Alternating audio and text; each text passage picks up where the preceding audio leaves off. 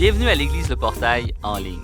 Merci d'être là avec nous ce matin et bonne nouvelle, à partir du dimanche le 27 février, nous pourrons nous réunir sans preuve vaccinale. Merci Seigneur pour cette réponse à nos prières. Nous vous invitons à être des nôtres à l'un de nos sites. Les inscriptions ne seront plus requises pour la majorité d'entre eux, mais restez informés sur nos réseaux sociaux et à travers la lettre de nouvelles pour avoir les bonnes informations de chaque site au cours de la semaine. Aujourd'hui, nous avons un message spécial avec Pasteur Gaétan Brassard, mais d'abord, voici quelques informations pour vous. Pour le ministère Clic, parents du portail, cette semaine, nous continuons de parler du peuple de Juda et du moment où le peuple a été emmené en captivité. Clic vous envoie des outils pour l'appliquer à votre famille. Ensuite, parents, si tes jeunes sont au secondaire, cette annonce te concerne. Vendredi dernier, Accès, notre ministère des ados, a terminé ses rencontres sur Zoom et se prépare au retour des soirées en présentiel. Oui, en présentiel, dès le début de mars. Donc, bonne nouvelle, le passeport vaccinal n'est plus requis. Cependant, il faudra tout de même s'inscrire en ligne car c'est très important parce que nos places sont limitées. Ce vendredi 25 février, c'est relâche pour Accès. Par contre, c'est important de vérifier vos courriels pour la lettre de nouvelles de l'Église car ce vendredi 25 février, vous aurez les liens d'inscription pour tous les vendredis du mois de mars. Vous connaissez l'horaire de famille et de vos jeunes, vous pourrez l'inscrire en fonction de celui-ci. On a hâte de vous voir en mars. Portail Jeune Adulte se réunit comme d'habitude à chaque vendredi à 19h30 et notez que la preuve vaccinale ne sera plus obligatoire naturellement. Nous voulons vous informer que vous avez reçu un courriel contenant votre reçu pour fin d'impôt la semaine dernière. Donc, vérifiez-le si vous ne l'avez pas reçu. Merci de nous écrire à don@églisedeportail.com. Il est également possible que vous le receviez par la poste. En parlant de dons, il est toujours possible de le faire directement via votre institution bancaire ou en nous écrivant à don@églisedeportail.com.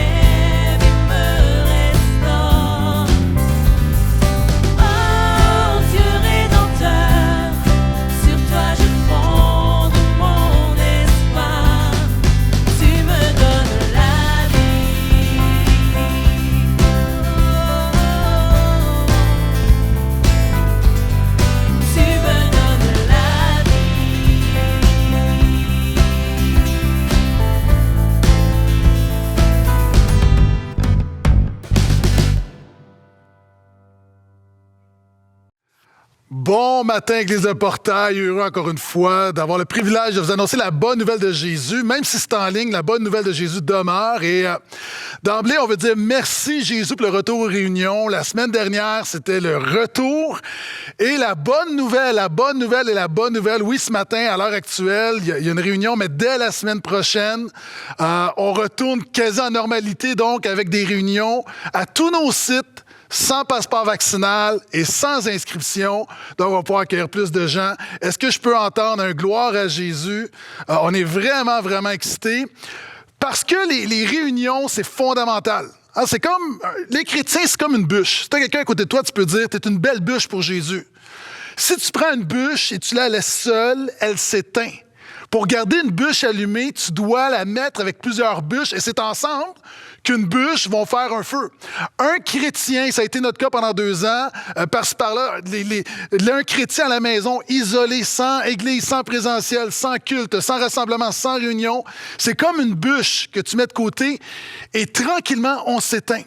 Et c'est pourquoi on se réjouit vraiment de revenir aux réunions, parce que la parole de Dieu dit de ranimer la flamme, et on sait qu'un des moyens de grâce que Dieu nous a donné, c'est justement la réunion du dimanche. Donc, on est vraiment excités.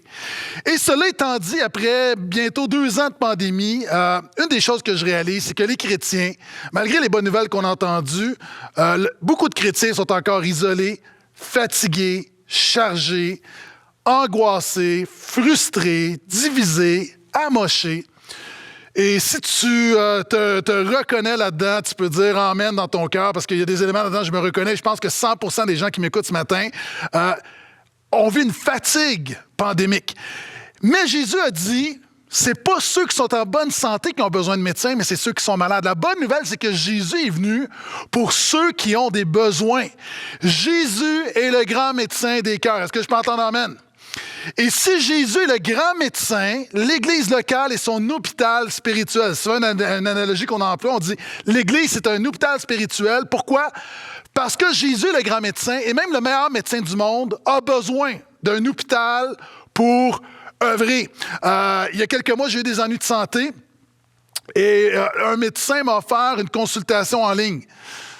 Ah, c'est pas pareil. La médecine en ligne, c'est limité. Le culte en ligne est limité. C'est pourquoi je t'invite, frères et sœurs et amis, à revenir dès la semaine prochaine. Il n'y a plus d'excuses, vraiment. Dieu nous fait grâce. Vraiment, ne te prive pas de revenir à l'Église. Et c'est tellement important au Portail que pendant les derniers mois, depuis 2 ans, on s'est continuellement battu pour nos réunions. On était à l'automne 2020, on était l'Église qui a vraiment initié un mouvement provincial pour des pressions politiques pour être amené au minimum, comme les cinémas, les salles de spectacle. C'est une première étape pour être reconnu comme service essentiel. C'est pourquoi que dès que les autorités le permettaient, on a toujours ouvert. On a immédiatement ouvert nos réunions, ouvert les portes de l'Église, même si on n'était pas totalement prêt. Pourquoi? Parce qu'on aimait mieux avoir une réunion imparfaite que de rester à la maison de manière parfaite. On a fait des réunions hybrides pour inclure le plus de gens possible sans exclure personne. On a fait des réunions à l'extérieur, on en a fait 3. Et même avec le passeport vaccinal, on a trouvé des solutions pour inclure tout le monde, pour ne pas exclure des frères et des sœurs qui n'ont pas de preuve vaccinale. Donc, on a travaillé fort, on continue de le faire. Pourquoi? Parce qu'on réalise encore une fois que Jésus est le grand médecin, que l'Église est un hôpital spirituel. Et ce matin, j'ai une prescription pour toi. Le titre de mon message, c'est « Prescription pour ceux qui sont fatigués et chargés ». Alors qu'on est réunis pour venir au pied du grand médecin des cœurs, le grand médecin de ton âme, ce matin, j'ai une prescription pour ceux qui sont fatigués et chargés. Et je t'invite à ouvrir ta Bible dans l'Évangile de Matthieu, le 11e chapitre, le verset 28. Un verset, un passage qui est hyper connu, un des passages les plus connus des évangiles, mais c'est un passage que, souvent de fois, on n'approfondit pas. C'est un passage qu'on connaît, qu'on est capable de réciter, mais qu'on ne comprend pas toutes les implications de cette prescription pour ceux qui sont fatigués et chargés. Et comme un pharmacien, je veux t'expliquer en détail ce que Jésus, le grand médecin, veut faire pour ton âme à toi qui est fatigué et chargé. Donc, Évangile de Matthieu, 11e chapitre, le verset 28. Voici ce que Jésus dit. « Venez à moi, vous tous qui êtes fatigués et chargés, je vous donnerai du repos. Prenez mon joug sur vous et recevez mes instructions, car je suis doux et humble de cœur. et vous trouverez du repos pour vos âmes. Car mon joug est aisé et mon fardeau léger. Je recommence. Venez à moi, vous tous qui êtes fatigués et chargés, je vous donnerai du repos. Prenez mon joug sur vous et recevez mes instructions, car je suis doux et humble de cœur, et vous trouverez du repos pour vos âmes. Car mon joug est aisé et mon fardeau léger. Et dans ce passage, il y a 8 grandes vérités vraiment qui nous aident à trouver notre repos en Jésus, à trouver le repos de notre âme en Jésus. La première chose que Jésus va dire, c'est, le remède numéro 1, c'est non pas prier. Jésus ne dit pas croyez, jeûnez, étudiez. Toi qui as des besoins, essayez plus fort. Ce sont des choses qui sont importantes dans l'Évangile, mais qui sont secondaires. Ce n'est pas la première chose que Jésus dit. Jésus ne dit pas purifiez-vous, changez, améliorez-vous, appliquez les 8 clés de la croissance spirituelle. Jésus dit simplement, il commence en disant venez à moi, vous tous qui êtes fatigués et chargés. Alléluia. Le plus grand remède que Jésus nous offre, c'est lui-même. Jésus est le plus grand des médecins. Et il y a quelqu'un qui m'écoute ce matin que tu doutes, tu dis, j'ai l'impression que les chrétiens, quelquefois, vous surestimez Jésus. J'ai l'impression, quelquefois, que les chrétiens, vous élevez Jésus un petit peu trop haut. Maintenant, je veux juste que tu comprennes que ce Jésus qui dit « Venez à moi » n'est pas un prophète, n'est pas un homme ordinaire. Il est beaucoup plus que ça. Et on dit souvent qu'un texte hors de son contexte est un prétexte. Et dans le contexte de Matthieu 11, on remet en question la messianité de Jésus. Est-ce que Jésus est le Messie? Et Jésus démontre qu'il est le Messie. Et tout juste avant de s'offrir, de dire « Venez à moi », bien, qui est ce Jésus qui nous appelle? Regarde ce qu'il dit. Verset 25. Donc, on recule de 3 petits versets. En ces temps-là, Jésus prit la parole et dit « Je te loue, Père, Seigneur du ciel et de la terre. » Dieu est le Seigneur du ciel et de la terre. De ce que tu as caché ces choses. Donc, c'est-à-dire que tu as caché quoi? Que Jésus est le Sauveur et le Seigneur. Ce n'est pas tout le monde qui le comprend. Que tu as caché ces choses aux sages et aux intelligents, parce qu'il y a des gens qui ont 8 doctorats qui ne comprennent pas ce que Jésus est venu faire. Et Jésus reprend. Donc, je te loue, Seigneur du ciel et de la terre, de ce que tu as caché ces choses aux sages et aux intelligents, et de ce que tu les as révélées aux enfants. Dans la Bible, dans les évangiles, les enfants, c'est pas des enfants, c'est-à-dire c'est une attitude. C'est des hommes et des femmes ordinaires qui sont pas plus brillants que les autres, qui sont pas plus intelligents que les autres, qui sont pas plus performants que les autres, mais qui simplement ont compris que Jésus est Sauveur et Seigneur et s'approchent de lui avec la foi humble comme un enfant. Et Jésus dit, tout, oui Père, je te loue de ce que tel a été ton bienveillant dessein. Tout m'a été remis par mon Père et personne ne connaît le Fils si ce n'est le Père. Personne non plus ne connaît le Père si ce n'est le Fils. Et à celui à qui le Fils veut le révéler, venez à moi, vous tous qui êtes fatigués et chargés. Jésus est en train de dire, je suis le Messie, je suis le Fils de Dieu, je révèle le Père. Au portail, on dit que tout a toujours rapport avec Jésus. Pourquoi? Parce que nous ne sommes pas de ceux qui disent Jésus seulement. Nous croyons qu'il y a Dieu et Père, Fils et Esprit. Mais que si tu veux comprendre Dieu le Père, tu dois passer par Jésus. C'est Jésus qui nous le révèle. Et ce Jésus qui révèle le Père lui a tout remis. Il a toute autorité. Il peut tout. Donc, c'est pourquoi on dit il est le grand médecin. Et ce Jésus révèle le Père, révèle Dieu à ses enfants. À toi qui crois en Jésus, qui a mis ta foi en Jésus, qui croit que Dieu est Sauveur et Seigneur, c'est Jésus qui t'a fait naître de nouveau. Il te l'a révélé. Et ce Jésus, qui est Dieu en fait, c'est ce que Jésus est en train de dire. Pourquoi il peut répondre à nos besoins? Pourquoi il peut nous donner du repos à nous qui sommes fatigués et chargés? Parce qu'il est Dieu. C'est pourquoi il dit « Venez à moi ». Venez à moi. Donc, tu as besoin de comprendre, au-delà de la promesse, tu as besoin de comprendre qui est Jésus. Et le verbe « venez » et le contexte, c'est beaucoup plus que « venez à moi ». Ça, on a l'impression, les chrétiens, avec ce passage-là, OK, je vais venir à Jésus, là, comme dans ce moment, je vais me confier en lui, un peu comme quand tu vas à l'usine, tu vas puncher. Voici, je punch, donne-moi la paix, je retourne à ma vie. C'est pas ça que Jésus dit. Quand il dit « venez à moi », le verbe en grec, on peut le traduire par « suivez-moi ». C'est le même verbe qu'il emploie dans Matthieu 4, 29 quand il dit « Suivez-moi et je vous ferai pécheurs d'hommes ». J'ai lu l'histoire d'un missionnaire qui est perdu dans la jungle à un moment donné, qui ne trouve pas de chemin. Il voit un paysan passer, et il va voir le paysan et lui dit « Je suis perdu, je veux me rendre à tel village, est-ce que tu peux m'aider? Je veux retrouver mon chemin. » Et le paysan lui dit « Suis-moi ». Et il le suit. Et à un moment donné, après 15 minutes, Le missionnaire lui dit, « Excuse mon ami, mais est-ce que tu es sûr que c'est le bon chemin? » Et le paysan se retourne et le regarde puis lui dit, « Mais il n'y a pas de chemin. Je suis le chemin. » Et quand Jésus dit « Je suis le chemin, la vérité et la vie », qu'est-ce qu'il est en train de dire? Jésus est en train de dire que le christianisme ne consiste pas à faire des choses, mais à suivre quelqu'un. Je le répète, le christianisme ne consiste pas à faire des choses, mais à suivre quelqu'un. C'est pourquoi tout a toujours rapport avec Jésus. Ce n'est pas un slogan, c'est la définition même du christianisme. Et Jésus dit « Venez à moi ». Quelques personnes qui sont les plus spirituelles d'entre vous. Non. Jésus dit, venez à moi, vous tous. Gloire à Dieu, quand Jésus, il n'y a pas de limite. Dieu n'a pas de quota, Dieu n'a pas de conditions, il n'y a pas d'exclusion, il n'y a pas d'exception, il n'y a pas de prérequis. 100% des gens qui m'écoutent, qui visionnent, qui entendent ce message présentement, 100% des gens, bravo, tu te qualifies pour recevoir cette promesse de Jésus. Il dit, venez à moi, vous tous. Peu importe qui tu es, peu importe ce que tu as fait, peu importe que tu sois rétrograde, que tu sois le pire des athées, que tu sois le plus grand des satanistes, Jésus dit, venez à moi, vous tous. Mais il y a une condition. En fait, la condition n'est pas en toi, mais tu dois reconnaître ton besoin. Il dit, venez à moi, vous tous, qui êtes fatigués et chargés. Frères et sœurs, est-ce que je peux vous ouvrir mon cœur? Moi, je me retrouve, là, après 2 ans de pandémie, là, puis je suis sûr que tout le monde va s'identifier. Je suis fatigué. Je suis fatigué. La pandémie, elle est fatigante. Il y a du monde dans la pandémie qui sont fatigants, mais ça, c'est un autre sujet. Je suis fatigué de m'adapter. Je suis fatigué d'être confiné. Merci pour les bonnes nouvelles, mais je suis fatigué de me réinventer. Je me suis tellement réinventé qu'il n'y a plus rien à inventer. Il n'y a plus de matière à réinventer. Je suis fatigué de porter le masque. Je comprends. Je suis fatigué des gens qui sont fâchés.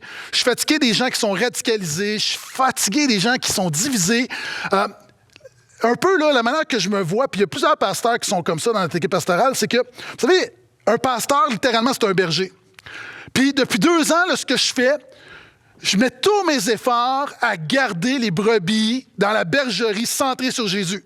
Et là, il y a des brebis qui sortent. Puis là, il y a des brebis là, qui s'en vont à droite. Puis ils vont à droite, puis très des fois, même à l'extrême droite. Puis là, tu veux les ramener. Puis là, tu en as d'autres qui s'en vont à gauche, s'en vont à gauche. Puis là, tu veux les ramener. Et là, tu cours après des brebis. Puis là, à un moment donné, tu en ramasses 2. Puis là, tu te dis, OK, finalement, tout le monde est au bercail.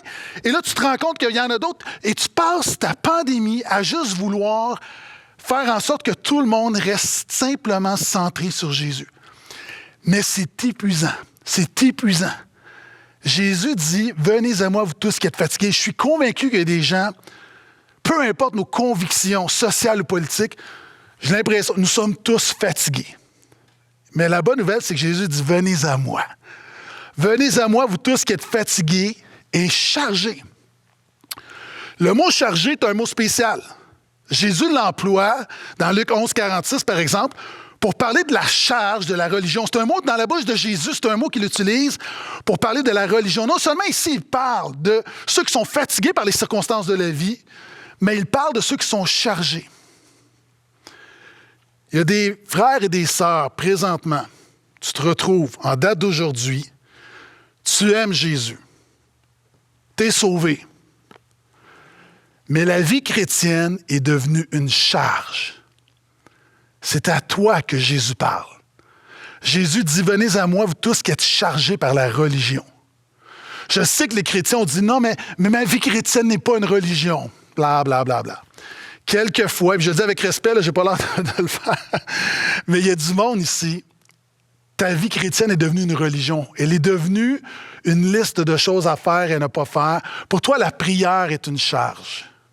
Lire ta Bible est une charge. Il y a du monde, tu peux revenir à l'Église, mais revenir à l'Église est une charge. Hein, j'ai dit, je pense qu'il y a toutes sortes de circonstances, mais le retour à l'Église, c'est pas juste une question de capacité, c'est une question de cœur pour certaines personnes. C'est une charge. Marcher par l'Esprit, c'est une charge. Est-ce que je suis le seul qui trouve ça difficile de me comporter comme un chrétien continuellement?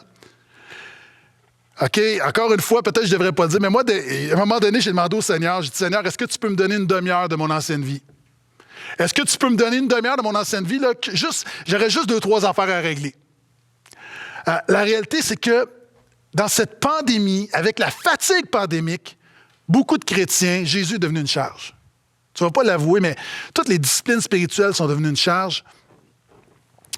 Et un peu comme cette bouteille d'eau. Cette bouteille d'eau, en fait, ce n'est pas une charge. Hein? Elle répond à un besoin. Elle désaltère. Mais si je tiens ma bouteille pendant 1 heure, le poids n'a pas changé, mais ça devient plus pesant. Si je la tiens pendant 24 heures, elle n'est pas plus lourde. Le poids n'a pas changé. Ce n'est pas devenu une plus grande charge.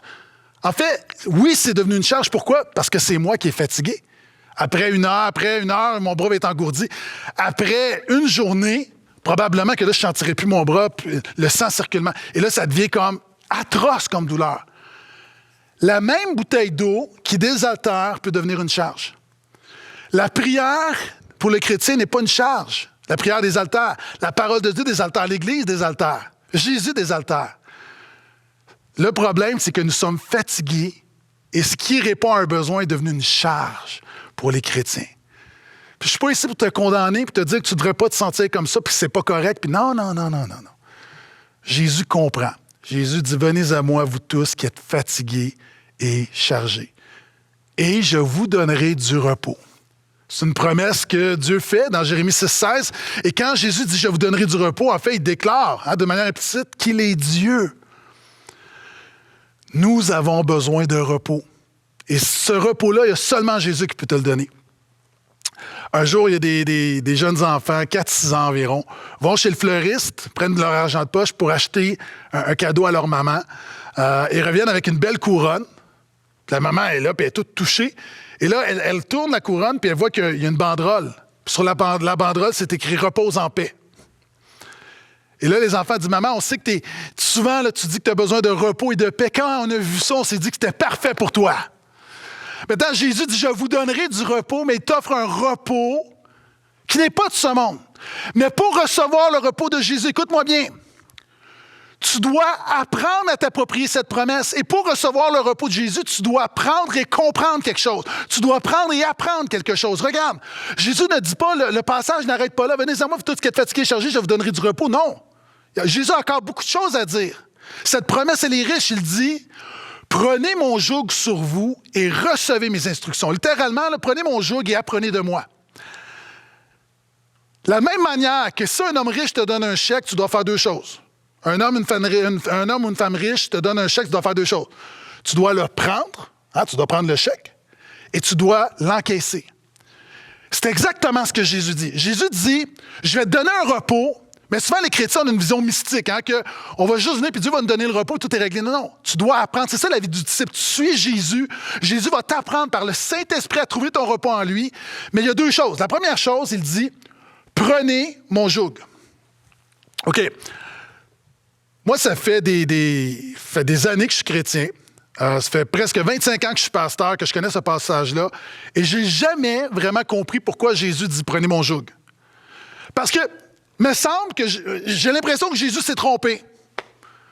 Jésus parle à ceux qui sont fatigués et chargés. Il me semble que Jésus, ce qu'il voulait dire, en fait, c'est « Venez à moi, vous tous qui êtes fatigués et chargés, et je vous enlèverai votre joug ».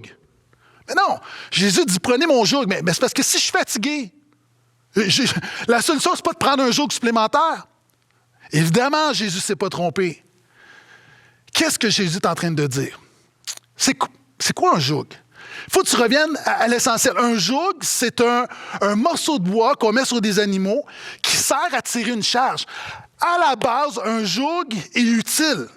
Un joug permet à des animaux ou permet à des gens de tirer une plus grande charge. Donc, ce que Jésus est en train de dire, c'est que il veut t'aider à tirer les charges de la vie. Et ce qui est intéressant, c'est que dans la Bible, le mot « joug », quelquefois, il est négatif. On parle du joug de l'oppression, mais quelquefois, il est positif. Il est bon à l'homme de porter le joug dans sa jeunesse. Dieu dit que lorsqu'on le serre, il met un joug positif sur nos vies pour nous aider à porter les charges de la vie. Le problème, c'est qu'à l'époque de Jésus, le judaïsme, la loi, était devenu un joug totalement impossible à porter. C'est pourquoi on parle du joug du légalisme. Mais Jésus revient à l'essentiel en disant, Prenez mon joug. Pourquoi? Encore une fois, restez avec moi. Un joug est nécessaire pour réussir à tirer de lourdes charges. Nous avons tous de lourdes charges à tirer. Chaque personne qui m'écoute, tu as de lourds défis à porter. Et chaque personne sur la terre trouve une manière, trouve des choses, une solution pour l'aider à porter la charge de la vie. Certains, ça va être les calmants, ça peut être l'alcool, ça peut être la nourriture, ça peut être le sexe, ça peut être le travail, le magasinage. Peu importe, dans la vie, l'être humain va toujours se prendre un joug, va mettre sa confiance dans quelque chose pour l'aider à porter les charges de la vie. Et Jésus est en train de dire, je veux être ton joug, je veux être ta solution, je veux être ton remède. Face aux difficultés de la vie, face aux lourdeurs de la vie, face aux épreuves de la vie. Et c'est pourquoi Jésus dit, prenez mon joug. En fait, ce que Jésus est en train de dire, c'est que je veux être ta solution. Alléluia. J'ai déjà raconté que un des problèmes du christianisme moderne, c'est que des gens ont reçu Jésus pour la mauvaise raison. Si tu es dans un avion et on dit à un homme, prends un parachute, puis ça va améliorer ton vol. Puis il y a beaucoup de chrétiens qui sont venus à Jésus croyant que Jésus réglerait tous leurs problèmes et que leur vie serait plus facile. Tu prends ton joug, tu prends le joug de Jésus. Mais à cette personne qu'on lui a dit, ça va améliorer ton vol, dans l'avion, à un moment donné, tu te rends compte qu'un parachute, c'est pas confortable. Tu n'as pas la même liberté, tu ne peux pas faire ce que tu veux, tu peux pas... Donc, c'est pas évident. Puis même, il y a des gens qui peuvent rire de toi en disant, qu'est-ce que tu fais avec ton parachute, le relax? Puis à un moment donné, cette personne-là, après quelques temps, réalisant que ce joug ne remplit pas ses promesses de rendre sa vie plus confortable, plus agréable, il laisse le parachute. C'est pourquoi il y a des gens qui laissent Jésus. Ils marchent pendant un temps, ils prennent le joug de Jésus, puis se rendent compte que finalement, la vie n'est pas nécessairement... Tous leurs problèmes ne sont pas réglés. Donc, moi, je pensais que Jésus était juste pour améliorer ma vie et la rendre plus confortable. Finalement, on se débarrasse de Jésus. Mais s'il y a quelqu'un d'autre qu'on lui dit, prends le joug, prends le parachute, mais voici ce qui va arriver, il y a une bombe qui va exploser dans quelques instants, l'avion va crasher, puis tu vas devoir sauter dans le vide. Tout à coup, même si ce n'est pas confortable, c'est un joug béni. Le parachute, tu le portes parce que le but, ce n'est pas d'être confortable, le but, c'est d'être sauvé. Est-ce que tu as besoin d'application? Jésus n'est pas venu pour rendre ta vie plus confortable, il est venu pour te sauver. Et regarde ce que Jésus dit. Prenez et apprenez de moi. Il y a des chrétiens, ça fait des années que tu sers le Seigneur et tu n'as jamais appris à trouver ton repos en Jésus. Comment est-ce qu'on apprend de Jésus? Lis la Bible qui contient les paroles de Jésus. Lis la parole de Dieu. Recevez mes instructions. Lorsqu'on saute pour la première fois en parachute, on saute en tandem. Ouais, quand j'ai sauté en parachute pour mon 30e anniversaire l'année dernière, en tout cas, ça c'est un autre sujet, j'étais en tandem. Donc, j'étais accroché, attaché à un instructeur. Maintenant, c'est pas confortable. C'est pas idéal. Tu as des entraves, tu ne sais pas ce que tu veux, mais c'est rassurant. Quand tu prends le joug de Jésus, quand tu suis Jésus, quand tu te colles à Jésus, mon ami, c'est vrai que tu ne fais pas ce que tu veux. Parce que Jésus a dit renonce à toi-même, porte ta croix. Mais c'est rassurant. Parce que Jésus veille sur toi. Jésus te sauve. Jésus te fait grâce. Jésus marche avec toi. Donc, si tu veux trouver du repos, tu as besoin de faire de Jésus ta solution, de prendre son joug. Mais tu dois laisser Jésus t'apprendre dans les épreuves de la vie à trouver ton repos en lui. Et pourquoi ça vaut la peine? Et regarde, il continue. Car je suis dur et orgueilleux de cœur. Non. Jésus dit, je suis doux et humble de cœur. C'est Spurgeon qui disait que dans les 89 chapitres des 4 évangiles, Matthieu, Marc, Luc, Jean, c'est le seul endroit où Jésus parle de ce qui il est. Généralement, Jésus parle de son cœur. Généralement, Jésus parle de ce qu'il fait. Mais c'est le seul endroit où il dit, voici ce qui je suis de cœur. Et Jésus dit, je suis doux. Wow! OK, moi, encore une fois, quand je vois... Parce que le mot doux, c'est en grec, c'est pas nécessairement le mot doux en français. Pour nous, lorsqu'on voit doux, je suis doux, on voit ça comme... Ça sonne comme mou, comme de la faiblesse. C'est pas ça que Jésus est en train de dire. Le mot que Jésus emploie lorsqu'il dit « je suis doux », C'est pas un signe de faiblesse. La douceur, le mot grec pour douceur, en fait, c'est pas une faiblesse, c'est une force contenue. C'est quelqu'un qui a une force de caractère, qui est puissant, mais qui est capable de maîtriser sa puissance pour agir avec douceur. C'est très différent. D'ailleurs, même les Grecs, c'est un mot qu'ils employaient lorsqu'ils prenaient des chevaux sauvages, on les prenait, puis il y avait 3 catégories. Lorsque, par exemple, un cheval était têtu, ne pouvait pas contenir sa force, OK, on s'en servait pas, il n'y a rien à faire avec ça. À l'autre extrême, tu avais des chevaux qui étaient mous, donc on s'en servait pour la ferme. Mais les chevaux qu'on recherchait, c'est les chevaux qui étaient robustes, des chevaux de guerre qui étaient puissants, mais qui étaient disciplinés, qui étaient capables de contrôler toute cette force, cette vigueur et cette puissance. Et c'est exactement le mot que Jésus emploie lorsqu'il dit « Je suis doux ». Parce que Jésus n'est pas mou. Quand tu regardes dans l'Apocalypse, Jésus revient. La Bible dit que lorsque l'image que la Bible dépeint de Jésus à son retour, c'est qu'il a des flammes de feu dans ses yeux. Une épée sort de sa bouche. Sa cape est trempée dans le sang. Il déverse la colère de Dieu sur la terre. Donc Jésus n'est pas mou. Mais ce que Jésus est en train de dire, c'est à toi qui es fatigué, chargé, à toi qui lutte, à toi qui tombe continuellement dans le même péché. Jésus n'est pas dur. Jésus n'est pas rude. Jésus n'est pas agressif, violent, constamment fâché. Jésus n'est pas brutal. Jésus n'est pas exaspéré. Parce que ça fait 17 fois que tu tombes. Jésus n'est pas énervé après toi. Jésus n'est pas tanné de toi. Ce que Jésus est en train de dire, c'est que viens à moi parce que je suis doux. Malgré ma toute-puissance, je suis doux. Je suis gentil. Je suis compréhensif.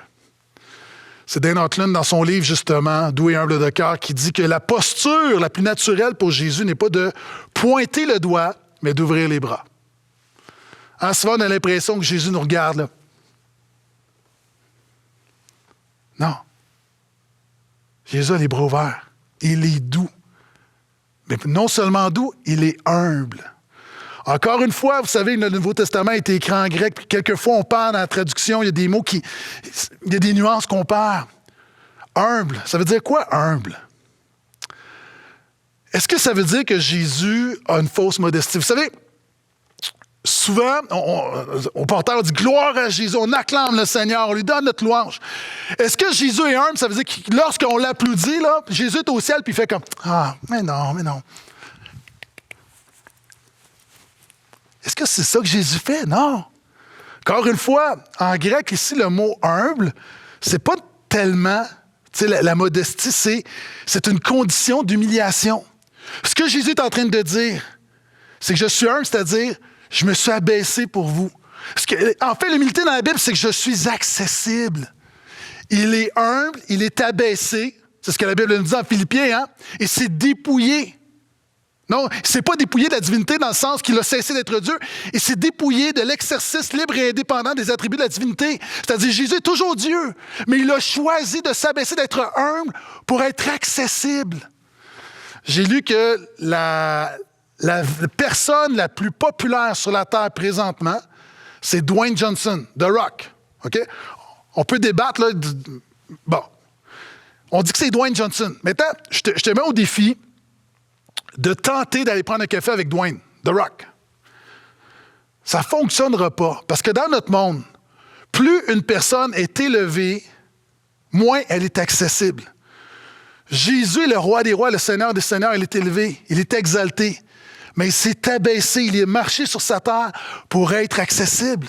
C'est pourquoi la Bible dit, nous n'avons pas un grand prêtre incapable de compatir à nos faiblesses. Mais il a été tenté à tous égards comme nous sans jamais commettre le péché. Approchons-nous donc avec assurance du trône de la grâce afin de trouver secours et miséricorde. C'est ce que Hébreux 4,16 nous dit. Donc, quand Jésus dit « je suis humble », c'est que je suis accessible. Quand il dit « je suis doux », c'est que je suis là, mes bras sont ouverts, je suis disponible, je t'accueille. Et son humilité le rend accessible. Alléluia. Il dit « de cœur ». Là aussi, c'est important. Pourquoi de cœur? Dans son humanité. Parce que Jésus aussi est Dieu, puis il doit préciser parce que, écoute-moi bien, Jésus dans son humanité est doux et humble. Mais Dieu, fondamentalement, n'a pas besoin, il n'est pas doux et humble. Dieu est tout-puissant, il n'est pas doux. Et Dieu, encore une fois, il n'est pas humble, il n'a pas besoin d'être, il est élevé. Donc, Jésus, dans son humanité, puis il n'y a pas de contradiction, mais tu dois comprendre, il dit de cœur. Justement, il s'est incarné pour être accessible envers nous. Et Jésus devient notre modèle. C'est pourquoi Paul va dire dans 2 Corinthiens 10, 11, il nous encourage à marcher par la douceur et l'humilité de Jésus-Christ. Frères, sœurs, le fait que Jésus soit doux et humble de cœur devrait rappeler aux chrétiens la nécessité d'être doux et humble de cœur. Dans cette pandémie, les chrétiens auraient dû être les personnes les plus douces et les plus humbles de la société. Dis pas amen, dis aïe aïe. Quand tu regardes la parole de Dieu, continuellement, le chrétien a de la colonne, le chrétien se tient debout, il a du caractère, mais le chrétien, continuellement, il est gentil, il est humble, il est faible, il est conciliant, continuellement. Et frères, sœurs, alors qu'il y a des débats, puis alors qu'il y a des divisions, puis je veux juste te rappeler que Jésus n'est jamais du côté des puissants, des méchants, des belligérants ou des partisans. Jésus n'est jamais du côté des puissants, des méchants, des belligérants ou des partisans. Jésus est toujours du côté du firme, des faibles, des gentils, des humbles et des conciliants. C'est pourquoi un des fruits de l'esprit, c'est la douceur. Tout juste avant la maîtrise de soi. Donc Jésus dit, je suis doux et humble de cœur. Il continue en disant, et vous trouverez du repos pour vos corps, non, pour vos âmes. Il reprend la promesse de repos, mais il l'ajoute pour vos âmes. Pour vos âmes. Pour ton âme. Frère, sœur, à toi qui es fatigué, chargé, ton plus grand besoin n'est pas de faire une sieste, n'est pas de prendre congé, n'est pas d'avoir un break, n'est pas de prendre des vacances, n'est pas d'avoir un répit. Ton plus grand besoin est Jésus. Parce que ton plus grand besoin, c'est pas de reposer ton corps, mais de reposer ton âme. Encore une fois, c'est pas parce que je dis une chose que je dis son contraire, que je dis que c'est pas important la santé de notre corps. Je dis que c'est pas important la santé mentale. C'est pas ça que je dis. Je dis juste que le chrétien sait que l'élément pivot de son être, c'est son âme. Quelqu'un qui a une âme en santé reposée peut avoir un corps qui dépérit, mais va passer à travers à la gloire de Dieu. Pourquoi? Parce que son âme lui donne une force. Alors que j'ai vu des gens musclés, en santé, beaucoup de cardio, mais avec une âme très, très faible, qui passe pas au travers. Vous trouverez du repos pour vos âmes. Jésus veut donner du repos à ton âme. Il termine, car mon joug est aisé et mon fardeau léger. Wow! Quel texte biblique! Venez à moi, vous tous, qui êtes fatigués et chargés, je vous donnerai du repos. Prenez mon joug sur vous, apprenez de moi, recevez mes instructions, car je suis doux et humble de cœur, et vous trouverez du repos pour vos âmes, car mon joug est aisé et mon fardeau léger. Il dit deux choses. Il dit, mon joug est aisé. On a déjà parlé du joug de Jésus.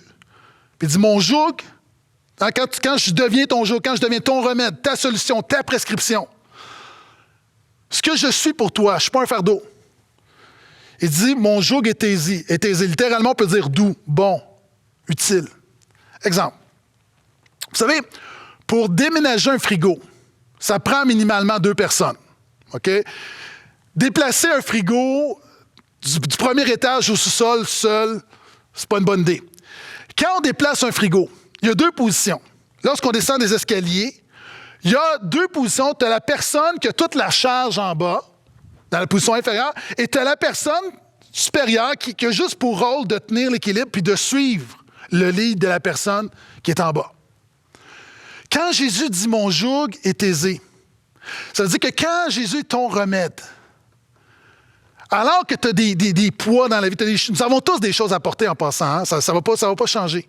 Mais ce que Jésus est en train de dire, c'est que c'est lui qui est en bas. C'est lui qui tient la charge de ton épreuve. C'est lui qui tient la charge de ton péché. C'est lui qui tient la charge de tes difficultés. Toi, ton rôle, c'est pas de porter cette charge-là, parce que souvent, pourquoi il y a tellement de gens qui s'écroulent? Parce que il y a des choses qu'on ne peut pas porter par nous-mêmes. Toi, ton rôle, c'est simplement de suivre Jésus. Pierre va le dire autrement, il va dire « Déchargez-vous sur lui de tous vos soucis. » Une des manières de trouver son repos en Jésus lorsqu'on est fatigué et chargé, c'est de se décharger de tous nos soucis. Ça veut dire quoi, se décharger de tous nos soucis? Ça veut dire que peu importe ce qui t'arrive, de croire que Jésus est plus grand que ton épreuve.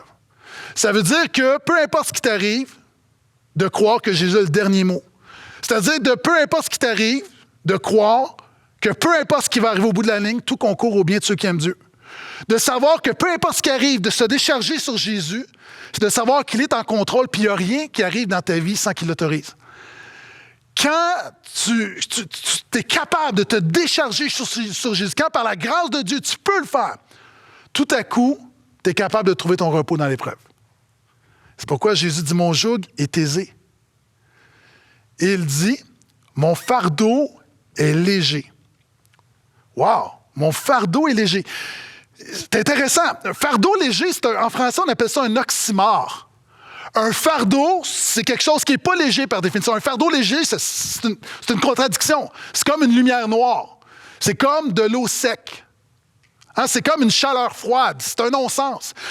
Quand Jésus dit « Mon fardeau est léger », il s'adresse à des gens intelligents. Il y a comme un non-sens. Ce que Jésus est en train de dire, c'est qu'alors que les gens autour regardent au christianisme comme étant qu'elle a un fardeau, la religion, tu vas à l'église, tu pries, tu persévères dans ton mariage, toi, il y a des choses que tu ne fais pas pour honorer ton Dieu, tu marches. Alors que ça a l'air d'être un fardeau.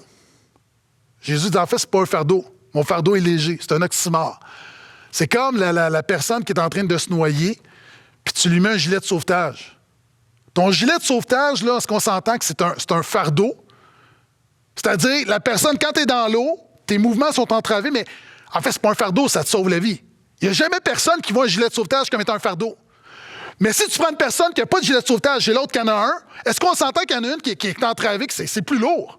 C'est beaucoup plus lourd. Mais ça te sauve la vie. Donc, en fait, c'est pas un fardeau, c'est un non-sens. Jésus est en train de dire qu'il est notre gilet de sauvetage. Ça veut dire quoi?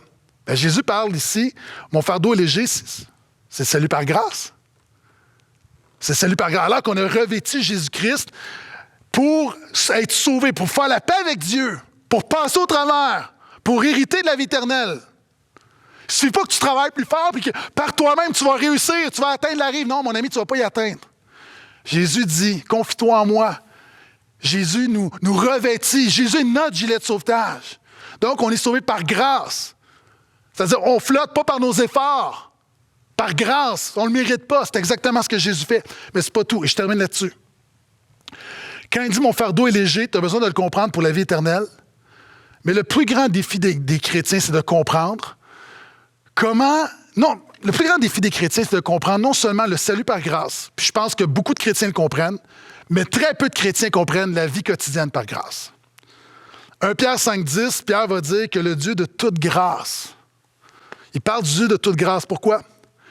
Parce que les chrétiens, on comprend le Dieu de la grâce du salut. Hein, on comprend le Dieu du salut par grâce.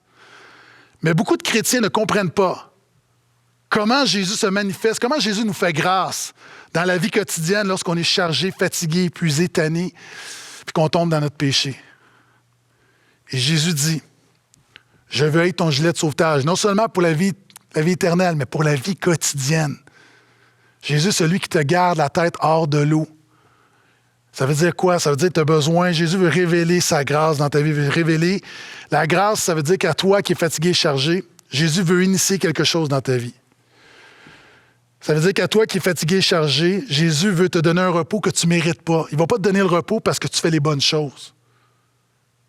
Il te donne le repos, non seulement éternel, mais dans ta vie quotidienne par grâce. La grâce, elle est initiée, elle est imméritée. Et Jésus, ce qu'il fait dans ta vie, c'est illimité. Il veut que tu comprennes que son œuvre, sa grâce, elle est illimitée. Elle n'est pas limitée au salut. Elle n'est pas limitée à 3 jours par semaine. Donc, c'est ce que Jésus est en train d'enseigner. Car mon joug est aisé, mon fardeau léger. Il est en train d'enseigner la puissance de la grâce de Dieu dans nos vies. Alléluia. Donc, frères, sœurs, viens à Jésus. Viens à Jésus. Je ne t'invite pas à réciter une prière après moi. Je ne t'invite pas à faire un geste. Je ne t'invite pas à lever la main. Je ne t'invite pas à faire ci, à faire ça, 3 clés. Viens à Jésus. Viens à Jésus. Puis il y a quelqu'un qui dit peut-être, je ne sais pas comment venir à Jésus. Dis-lui, Jésus, je veux venir à toi, je ne sais pas comment. mais venons à lui, nous tous qui sommes fatigués et chargés. Amen. Penchons la tête. Père, merci d'avoir envoyé Jésus qui te révèle et Jésus qui te révèle à nous, qui t'a révélé à nous. Merci Jésus de dire « Venez à moi ». Merci que la puissance du christianisme se trouve dans une personne, pas dans des rites, pas dans des rituels, mais se trouve en toi seul. Et merci que tu dis « vous tous », alors qu'on est divisés. Dans ton appel, il n'y a pas de division. Puis tu dis « vous tous qui êtes fatigués et chargés ». Alors que souvent de fois, les chrétiens même se sentent coupables d'être fatigués, d'être chargés, parce qu'on a l'impression qu'il y a quelque chose qu'on n'a pas fait comme il faut. Merci Jésus Tu ne condamnes pas, tu nous dis simplement « venez à moi ». Tu ne nous dis pas « culpabilisez-vous », tu dis « venez à moi et je vous donnerai du repos ». Tes promesses sont oui et amen, tu fais toujours ce que tu promets. Et tu dis « je vais vous montrer comment recevoir mon repos, prenez mon joug ». Seigneur, sois notre solution, sois notre remède, sois notre joug pour porter les charges de la vie. Tu dis, recevez mes instructions. Donne-nous un cœur pour ta parole, par ton esprit. Rappelle-nous et permets-nous d'appliquer la bonne nouvelle de la grâce de Jésus dans nos vies. Et merci d'être celui qui s'est révélé comme étant doux et humble dans un monde qui est dur et prétentieux et orgueilleux.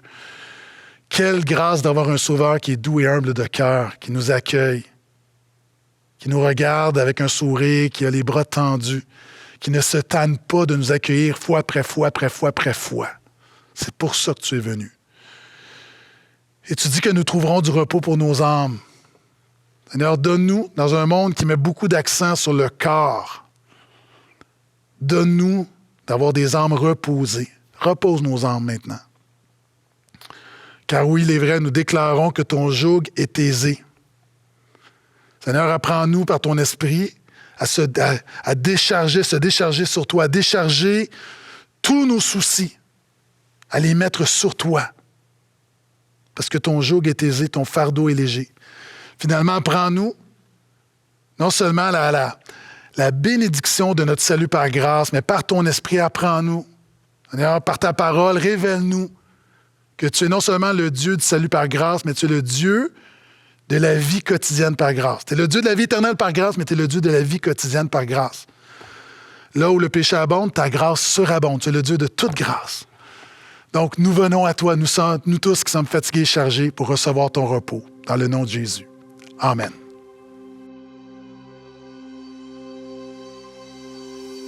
Je n'oublierai aucune de tes merveilles. Quand par l'exode, tu vas affranchir mon cœur. Tu m'as trouvé, libéré, ouvert la mer pour me délivrer. Oh Yahweh, Seigneur, tu combats pour moi. Dieu, la victoire est en toi. Alléluia, Alléluia. Tu as déchiré la mer et m'as guidé au travers. Alléluia, Alléluia. Oh.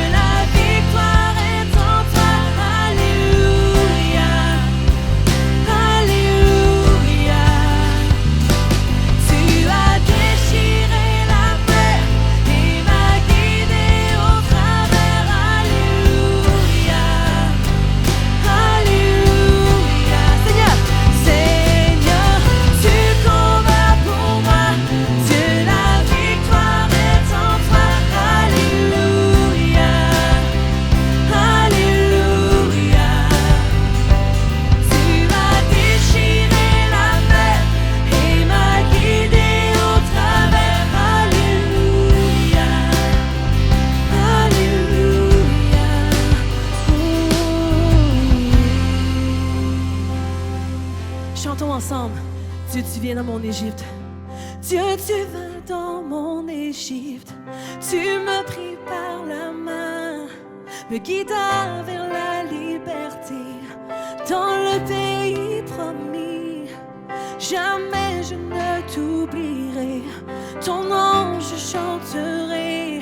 La mort a jamais emporté par l'ardeur de ton amour. Dieu, tu vas dans mon Égypte. Tu me pris par la main, me guida vers la liberté, dans le pays promis. Jamais je ne t'oublierai. Hey! Ton nom je chanterai. La mort a jamais emporté par l'ardeur de ton amour. Seigneur, tu combats pour moi. Dieu, la victoire est en toi. Alléluia, alléluia. Tu as déchiré la mer et m'as guidé au travers. Alléluia, alléluia. Encore une fois. Seigneur, tu combats pour moi. Dieu, la victoire est en toi. Alléluia, alléluia. Tu as déchiré la mer et m'as guidé au travers. Alléluia, alléluia.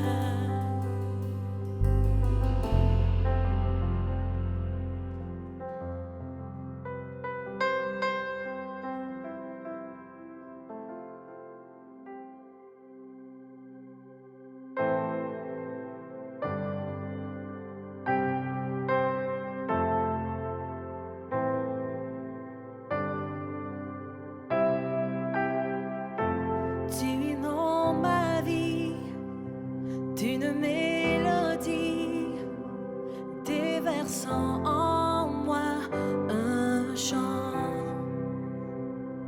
Et tu me délivres de mes ennemis. Alors mes craintes s'enfuient. La peur ne peut m'emprisonner. Je suis enfant de Dieu. La peur ne peut m'emprisonner. Je suis enfant de Dieu.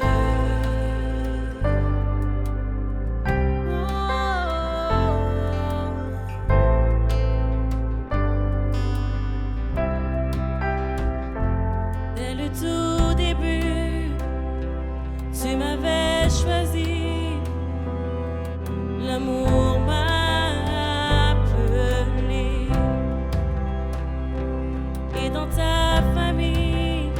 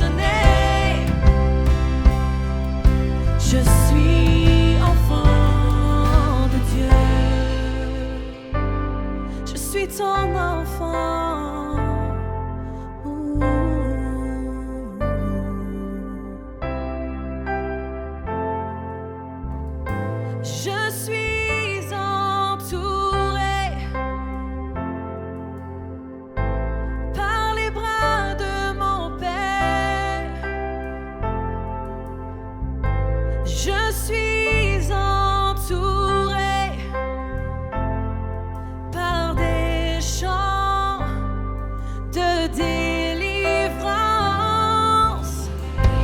Nous sommes libérés. Oui, nos chaînes sont brisées. Nous sommes enfants de Dieu. Acclamons notre roi. Tu as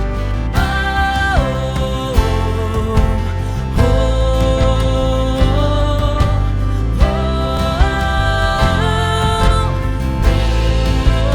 la mer qui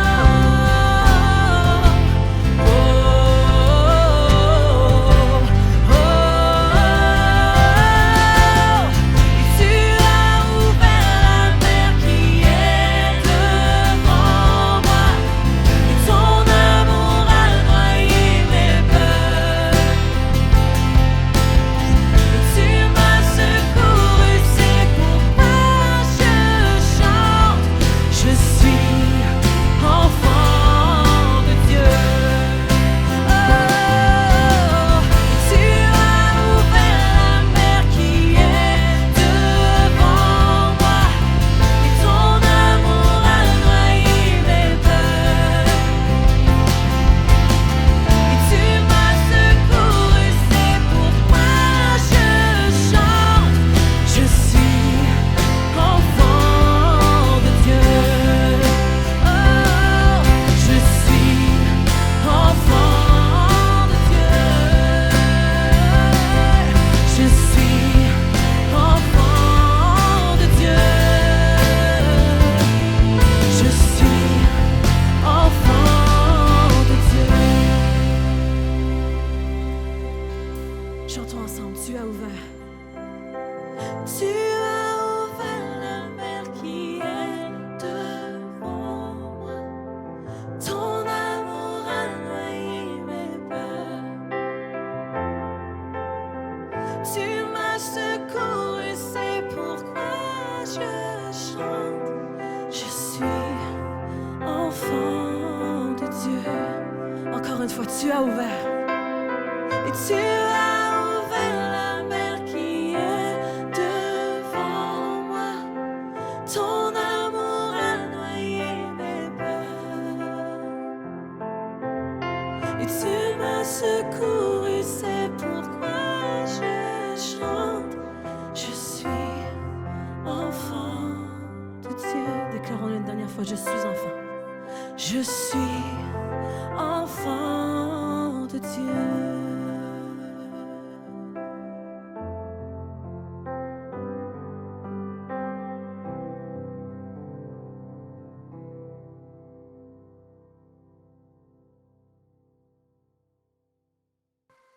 Amen. Si tu veux en savoir plus sur Jésus ou sur l'Église, je t'invite à nous écrire à info@églisedeportail.com et un membre de notre personnel te contactera dans les plus brefs délais. Et cette invitation est valable également pour toi qui vis des défis, des souffrances ou bien tu as une requête de prière quelconque. N'hésite pas, écris-nous. On va prendre du temps avec toi. Alors à tous, passez une excellente semaine.